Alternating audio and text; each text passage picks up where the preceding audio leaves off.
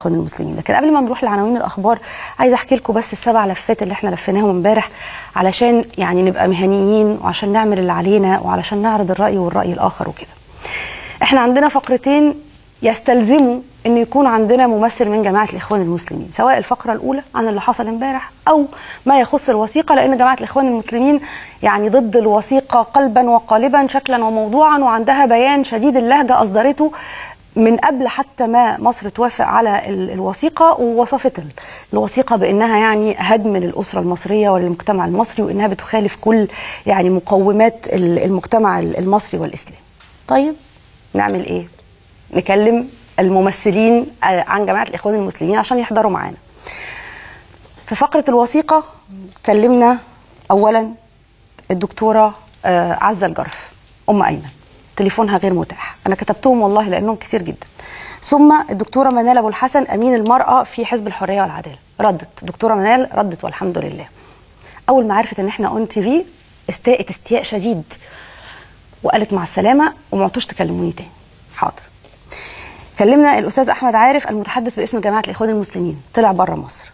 طيب كلمنا الاستاذ جهاد الحداد المتحدث باسم جماعه الاخوان المسلمين، فيعني ما كانش عنده اي مانع ان هو يطلع معانا، لكن قال لنا ان هو ملتزم يعني مع محطه اذاعيه اخرى، وان احنا احسن حاجه نعملها ان احنا نكلم الدكتور مراد محمد علي المستشار الاعلامي لحزب الحريه والعداله، علشان هو اللي بيقرر مين من المتحدثين الرسميين يطلع فين من القنوات او من الاذاعات. فكلمنا الدكتور مراد محمد علي فقال لنا كلموا الاستاذ علاء عياد، فكلمنا الاستاذ علاء عياد وشرحنا له الفقرتين اللي عندنا، قلنا له عندنا فقره عن اللي حصل امبارح، وقلنا له ضيوف وكان من ضمنهم احمد دومه. احمد دومه اعتذر على اخر لحظه، لكن لحد ما كلمنا الاستاذ علاء كان احمد دومه من الضيوف بتوعنا. ده في الفقره الاولى مع الاستاذه ميرفت موسى ومع ماما خديجه، وان الفقره الثانيه هيكون معانا فيها الشيخ احمد كريمه والدكتوره امنه نصير. فقال لنا لا، احنا لا بنطلع مع احمد دومه ولا مع الشيخ احمد كريم. طيب احنا نعمل ايه في الحاله دي؟ سكتناش؟ ما سكتناش.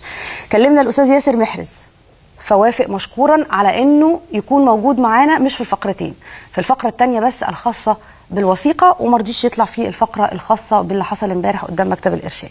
ماشي، يعني احنا كان بدنا يبقى زياده الخير خيرين، بس قلنا خير واحد تمام التمام. الاستاذ ياسر محرز اعتذر لسواق العربيه اللي راحت علشان يعني توصله من بيته لحد عندنا. لا كلمنا ولا كلم فريق الاعداد ولا نعرف اصلا هو ليه اعتذر. هو قال لسواق ان هو تعبان مش هيقدر يجي، وبالتالي احنا متاسفين جدا جدا جدا، مش هيكون معانا اي ممثل لجماعه الاخوان المسلمين لا في الفقره الاولى ولا في الفقره الثانيه، واحنا معدينا العيب من وسع. ومع ذلك اي حد من جماعه الاخوان المسلمين عايز يدخل يرد سواء في الفقره الاولى او في الفقره الثانيه، اهلا وسهلا بيه، والف سلام عليكم جميعا.